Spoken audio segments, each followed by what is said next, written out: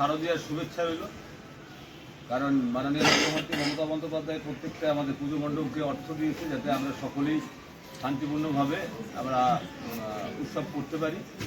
তার মধ্য থেকেই আপনারা আজকে হয়তো এসেছেন, হয়তো আপনাদের মনে মনেও একটা আছে যে আমাদের দুর্গাপুজো এখানেও সরকার করছে, কিন্তু দুর্গাপুজো বারবার আসবে, কিন্তু পাড়ায় সমাধানে যে পাড়ার সমস্যা আছে, নতুন জামা পরে আসার সময় হয়তো আমরা দুর্গাপুজো আসবো মণ্ডপে, তার আগে জামাটা কাদা হয়ে যেতে পারে, এমন হতে পারে।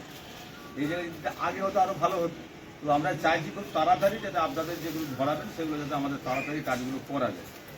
আজকের উপস্থিত আছেন আমাদের পাওয়ার সাহেব আছেন, অঞ্চল সমিতি আছেন, আমাদের দুশ্চিরা অঞ্চলের প্রধান আছেন আমাদের আরিফা মণ্ডল, উপস্থিত আছেন আমাদের বিশিষ্ট সমাজসেবী আমাদের তপন দে মহাশয়, উপস্থিত আছেন আমাদের মেম্বার আমাদের রাজু আছেন, আমাদের আরেকটা মেম্বার আছে আছে রুমান আছে, এবং আমাদের এখানে আমাদের ব্লকের আমাদের আধিকারিক আছেন, আমাদের আছেন আমাদের আরও সাহেব আছেন এখানে আমাদের পঞ্চায়েতের যারা আধিকারিক তারা আছেন, এবং তাহলে এই পাড়াতে যদি ওই অঙ্গন স্কুলটা আমার ঠিকভাবে সারানো যায় তাহলে আমাদের ছেলে মেয়েরা ওখানে পড়াশোনা করবে, ওইটা ধরাতে পারে।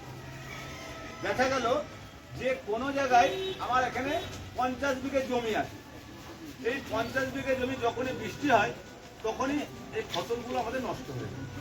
ওখানে 1 লাখ টাকা খরচা করলে একটা ড্রেন যদি ছিল বন্ধ হয়ে গেছে, সেইটা যদি সংস্কার করি তাহলে আমাদের 50 বিঘে জমি ধানটা বেঁচে যাবে, কি এখানে বাদাম চাষ হয় বাদামটা বেঁচে যাবে।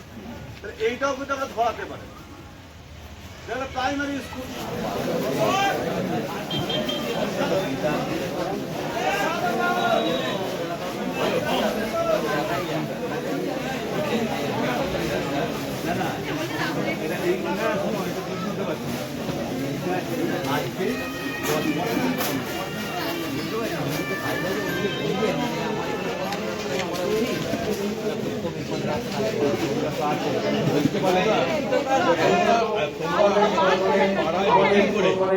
শিক্ষা ব্যবস্থা বা উন্নত পরিকাঠামো উন্নয়ন এই জায়গাগুলোর উপর বিশেষ করে গুরুত্ব দিয়েছেন।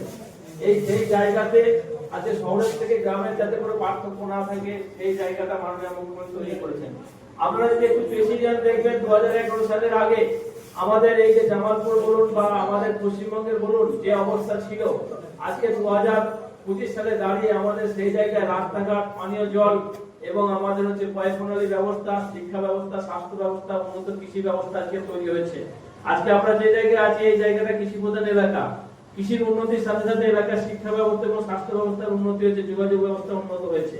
মাননীয় মুখ্যমন্ত্রী চাইছেন যে আরো মানুষের যাতে করে উন্নতি করা যায়, এলাকার মানুষের সঙ্গে যেন শহরের একটা নিবিড় যোগাযোগ তৈরি করা যায়, শহরের সঙ্গে গ্রামের পার্থক্য না থাকে, তার জন্য উনি ব্যবস্থা করেছেন। এরপর আমরা উন্নয়ন বলতে কোন জায়গাটায় বুঝবো? আমরা উন্নয়ন বলতে আমরা প্রথমেই আমরা ভাববো যে আমাদের ICDS, যেখানে প্রাক প্রাথমিক শিক্ষা দেওয়া হয় এবং বাচ্চাদের খাবার